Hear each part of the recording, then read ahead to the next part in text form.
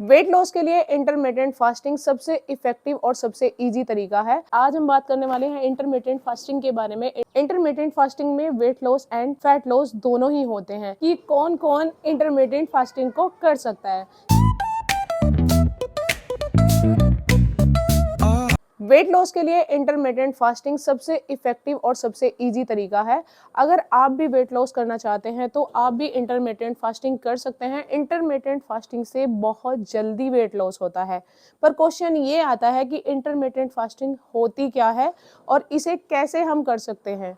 कुछ लोग ऐसे होते हैं जो इंटरमिटेंट फास्टिंग को नहीं कर सकते, तो कौन कौन लोग इंटरमिटेंट फास्टिंग को कर सकते हैं, कैसे इसे हमें करना है, इंटरमिटेंट फास्टिंग का पैटर्न क्या होता है और इसमें हम क्या क्या खा सकते हैं, क्या क्या हम नहीं खा सकते हैं, कब खाना है, कितना खाना है, किस टाइम खाना है और क्या इसके कोई साइड इफेक्ट है। ये सारे क्वेश्चन आज इस वीडियो में क्लियर होने वाले हैं। अगर आप भी वेट लॉस करना चाहते हैं तो वीडियो को स्किप मत कीजिएगा। अगर वीडियो अच्छी लगे तो लाइक शेयर एंड सब्सक्राइब जरूर कीजिएगा। राम राम जी, मेरा नाम है रितु और मैं स्वागत करती हूँ आप सभी का राना रितु फैमिली व्लॉग्स में। तो कैसे हैं आप सब? उम्मीद करती हूँ सब बढ़िया होंगे। तो गाइज, आज हम बात करने वाले हैं इंटरमिटेंट फास्टिंग के बारे में। इंटरमिटेंट फास्टिंग होती क्या है, तो सबसे पहले हम इसी टॉपिक पे बात करते हैं कि इंटरमिटेंट फास्टिंग क्या होती है। इंटरमिटेंट फास्टिंग एक पैटर्न होता है जिसमें हमें एक लंबे टाइम तक भूखा रहना होता है। कुछ टाइम में खाना खाना है और कुछ टाइम हमें भूखा रहना है। जैसे कि हमें इसके नाम से ही पता चल रहा है इंटरमिटेंट फास्टिंग, तो हमें इसमें कुछ टाइम तक फास्टिंग करनी होती है, मतलब कुछ टाइम हमें भूखा रहना होता है। इंटरमिटेंट फास्टिंग में आपको एक पैटर्न बना के चलना होता है, जैसे कि 16/8 का या 14/10 का या फिर 12/12 या फिर 18/6 का। मतलब इस तरीके के पैटर्न बना के चलने पड़ते हैं। जैसे कि 16/8 है, उसमें आपको 16 घंटे की फास्टिंग करनी है और 8 घंटे आपको खाना खाना है। जैसे मान लेते हैं कि हमने आज शाम 4 बजे तक खाना खाया है, तो नेक्स्ट डे हमें 8 बजे तक कुछ भी नहीं खाना है। तो ये तो हो गई हमारे इंटरमिटेंट फास्टिंग की बात कि इंटरमिटेंट फास्टिंग होती क्या है। अब हम बात करते हैं इंटरमिटेंट फास्टिंग आपको करनी कैसे है। सबसे पहले उसके लिए हमें पैटर्न को चूज करना होता है कि कौन सा पैटर्न आपको करना है। अगर आप मतलब शुरुआत कर रहे हो इंटरमिटेंट फास्टिंग की, तो आपके लिए सबसे बेस्ट तरीका रहने वाला है 12/12 का। मतलब 12 घंटे भूखे रहो और 12 घंटे आप अपना खाना खाओ। या फिर आप 14/10 का भी कर सकते हो, और अगर आप पहले भी कर चुके हो तो आप 16/8 वाला कर सकते हो। अब हम बात करते हैं कि फास्टिंग के दौरान आप क्या क्या खा सकते हैं और क्या चीज़ ऐसी है जो आपको नहीं खाना है।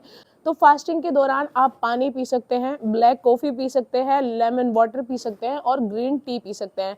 लेमन वाटर में आपको कोई शुगर ऐड नहीं करनी है, ना ही आपको हनी ऐड करना है। आप नॉर्मल लेमन वाटर पी सकते हो। ये सारी चीज़ें आप फास्टिंग के दौरान अपनी डाइट में ऐड कर सकते हो।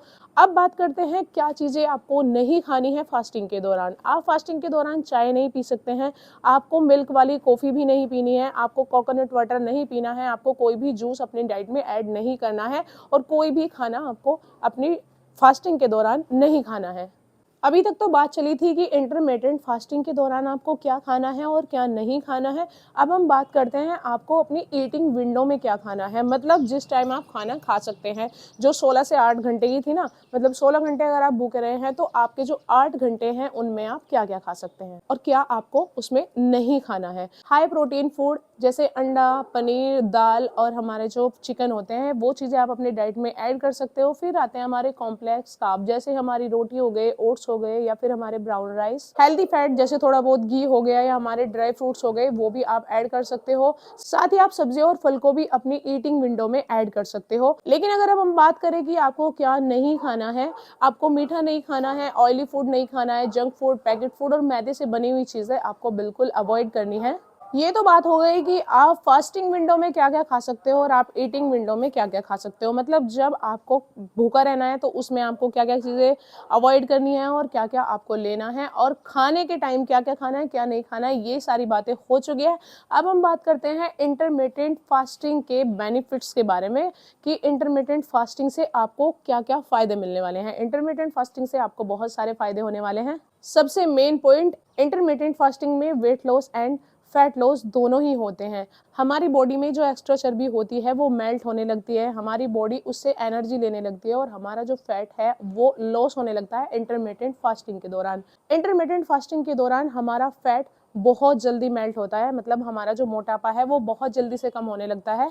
जिन लोगों को पीसीओडी होती है ये उनके लिए बहुत ज़्यादा हेल्पफुल है। ये हमारे डाइजेशन सिस्टम को इम्प्रूव करता है, मतलब हमारा जो डाइजेशन, किसी किसी के डाइजेशन भाई बहुत ख़राब रहता है, तो वो इंटरमिटेंट फास्टिंग कर सकते हैं, उनके लिए सबसे बेस्ट रहने वाला है। इंटरमिटेंट फास्टिंग के दौरान ऐसा होता है कि कुछ टाइम आपकी बॉडी को रेस्ट मिलता है, कोई खाना हम नहीं खाते, उस टाइम हमारा जो डाइजेशन है वो इम्प्रूव हो जाता है। और सिर्फ डाइजेशन ही नहीं, हमारी बॉडी के सारे फंक्शंस जो है बहुत अच्छे से काम करते हैं इंटरमिटेंट फास्टिंग के दौरान। इंसुलिन सेंसिटिविटी को भी ये इम्प्रूव करता है, हमारी स्किन इससे क्लियर होती है, ब्लोटिंग को कम करता है, मतलब हमारा जो पेट है वो हमें हल्का फील होता है, और ये हमारे माइंड फोकस को भी इम्प्रूव करता है। तो ये सारे बेनिफिट्स हमें इंटरमिटेंट फास्टिंग से मिलते हैं। हमारे सारे बॉडी पार्ट बहुत अच्छे से फंक्शन करते हैं इंटरमिटेंट फास्टिंग के दौरान। तो इंटरमिटेंट फास्टिंग के बहुत सारे बेनिफिट होते हैं। अब हम बात करते हैं इंटरमिटेंट फास्टिंग के साइड इफेक्ट के बारे में कि इसके हमें क्या नुकसान हो सकते हैं। इसके सबसे पहले साइड इफेक्ट में आता है हेडेक, मतलब सर का दर्द। सर का दर्द हो सकता है किसी किसी आदमी को पहले 1 या 2 दिन, क्योंकि किसी किसी आदमी को लंबे टाइम तक भूखा रहने की आदत नहीं होती है, तो हमें स्टार्टिंग में प्रॉब्लम हो सकती है सर दर्द की, लेकिन आपको घबराना नहीं है, ये एक नॉर्मल सिम्टम है। सेकंड नंबर पे आता है वीकनेस। हमें वीकनेस फील हो सकती है क्योंकि कुछ लोग क्या करते हैं कि कैलोरी इनटेक बहुत कम कर देते हैं, उस वजह से आपको वीकनेस भी फील हो सकती है। ओवर ईटिंग का रिस्क रहता है, मतलब जैसे इसमें ओवर ईटिंग का भी रिस्क होता है। कुछ लोग क्या करते हैं कि जिस टाइम हमें फास्ट रखना होता है तो उस टाइम हम कुछ खाएंगे ही नहीं, तो जिस टाइम हमें खाना खाना होता है उस टाइम ज़्यादा खाना खा लेते हैं कि बाद में तो भूखा रहना ही होता है। तो इसका एक ये भी साइड इफेक्ट होता है, तो आपको ओवर ईटिंग नहीं करनी है। एसिड रिफ्लेक्स, ये भी इसका एक साइड इफेक्ट है, मतलब कुछ लोगों को एसिडिटी की प्रॉब्लम हो जाती है। वो भी किस रीजन से होती है कि खाली पेट आप कॉफ़ी पी लेते हैं, उस वजह से आपको एसिड की प्रॉब्लम हो सकती है, मतलब आपको एसिडिटी हो सकती है, जैसे कह देते हैं कि भाई गैस तेजाब बन गया, तो ये भी एक इसमें प्रॉब्लम हो सकती है अगर आप खाली पेट कॉफ़ी वगैरह पीते हैं तो। अब हम बात करते हैं कि कौन कौन इंटरमिटेंट फास्टिंग को कर सकता है। सबसे पहले आते हैं वेट लॉस वाले। जो वेट लॉस करना चाहता है वो इंटरमिटेंट फास्टिंग को कर सकता है। नंबर 2 पे आते हैं पीसीओडी और पीसीओएस। जिनको पीसीओडी और पीसीओएस की प्रॉब्लम होती है वो भी इंटरमिटेंट फास्टिंग को कर सकते हैं। हेल्दी एडल्ट, मतलब जो स्वस्थ बच्चे यानी कि 20 की एज से ऊपर होते हैं, वो भी इंटरमिटेंट फास्टिंग को कर सकते हैं। थायराइड वाले भी इंटरमिटेंट फास्टिंग को कर सकते हैं, लेकिन उन्हें स्टार्टिंग जो करनी है वो धीरे धीरे करनी है, एकदम से इतने लंबे टाइम तक भूखा नहीं रहना है। अब हम बात करते हैं कौन इंटरमिटेंट फास्टिंग को नहीं कर सकता है। ये क्वेश्चन बहुत आता है कि क्या इंटरमिटेंट फास्टिंग सभी कर सकते हैं। सब इंटरमिटेंट फास्टिंग को नहीं कर सकते हैं। फीडर मॉम हो गई या फिर प्रेग्नेंट लेडी हो गई, ये दोनों ही इंटरमिटेंट फास्टिंग को नहीं कर सकती है। फिर आते हैं भाई लो बीपी वाले लोग। लो बीपी वाले लोग भी इंटरमिटेंट फास्टिंग को नहीं कर सकते हैं, नहीं तो उन्हें और भी ज़्यादा लो बीपी की प्रॉब्लम हो सकती है। डायबिटीज वाले लोग हैं, मतलब जिन्हें शुगर की प्रॉब्लम है, वो भी इंटरमिटेंट फास्टिंग को नहीं कर सकते हैं, बिकॉज वो लंबे टाइम तक भूखे नहीं रह सकते हैं। उनको क्या होता है कि थोड़े थोड़े टाइम में खाना होता है, थोड़ा थोड़ा खाते रहो, थोड़े थोड़े टाइम के बाद खाते रहो, तो इंटरमिटेंट फास्टिंग वो भी नहीं कर सकते हैं। फिर बात आती है 18 साल से नीचे के जो बच्चे हैं वो भी इंटरमिटेंट फास्टिंग को नहीं कर सकते हैं। 18 प्लस यानी कि लगभग 20 साल की एज से जो ऊपर के बच्चे हैं वो ही इंटरमिटेंट फास्टिंग कर सकते हैं। 18 साल से नीचे के बच्चे इंटरमिटेंट फास्टिंग को ना करें। अब हम बात करते हैं इंटरमिटेंट फास्टिंग हमें कब तक करनी चाहिए, मतलब कितने टाइम तक करनी चाहिए। अगर हम कम टाइम की बात करें तो आप इसे 2 से 3 महीने कर सकते हैं। अगर आपको ये लंबे टाइम तक करना है तो आप इसे अपना एक लाइफस्टाइल भी बना सकते हैं। लेकिन अगर आपको बीच में कोई प्रॉब्लम होती है, आपकी बॉडी में आपको कुछ वीकनेस या कोई चीज़ फील होती है, तो आप इसे छोड़ सकते हैं। अब हम बात करते हैं इंटरमिटेंट फास्टिंग को करने का सबसे बेस्ट टाइम क्या है। अकॉर्डिंग टू मी, मेरा जो बेस्ट टाइम मैं मानती हूँ वो क्या है, आपको मॉर्निंग के 8 बजे से लेके शाम के 4 बजे तक खाना खाना है। जो भी आपको खाना है सुबह के 8 से 4 बजे के बीच आपको खा लेना है, और शाम के 4 बजे से लेके नेक्स्ट मॉर्निंग 8 बजे तक आपको अपनी फास्टिंग रखनी है। क्योंकि शाम के टाइम जो खाना खाते हैं वो तो फिर भी नहीं पचता भाई। कुछ लोग क्या करते हैं कि शाम को मान के चलो कि 10 बजे तक खा लिया, 12 बजे तक खा लिया और नेक्स्ट डे जो है वो ब्रेकफास्ट नहीं करते, सीधा लंच करते हैं, वो भी लेट टाइम। तो ये जो मेथड है ये सही नहीं है। देर रात हमें खाना नहीं खाना होता है। इंटरमिटेंट फास्टिंग में आपको देर रात खाना नहीं खाना है। आपका जो खाना खाने का टाइम है वो लगभग 7 बजे होना चाहिए लास्ट, मतलब 7 बजे से पहले पहले आपको खाना खा लेना है। तो फिर वो आपके ऊपर डिपेंड करता है कि आप अपने इंटरमिटेंट फास्टिंग को कैसे फॉलो करते हैं। अगर आप 7 बजे तक खाना खाते हैं तो फिर आपको नेक्स्ट 16 घंटे भूखे रहना है, फिर आपको नेक्स्ट डे 11 बजे के आसपास खाना खाना होता है। लेकिन ये टाइमिंग थोड़ी गलत लगती है। तो मैं क्या करती हूँ कि मैं सुबह 8 से 4 तक अपना खाना खा लेती हूँ और फिर 4 बजे से लेके आपको अगले दिन 8 बजे ही खाना खाना है।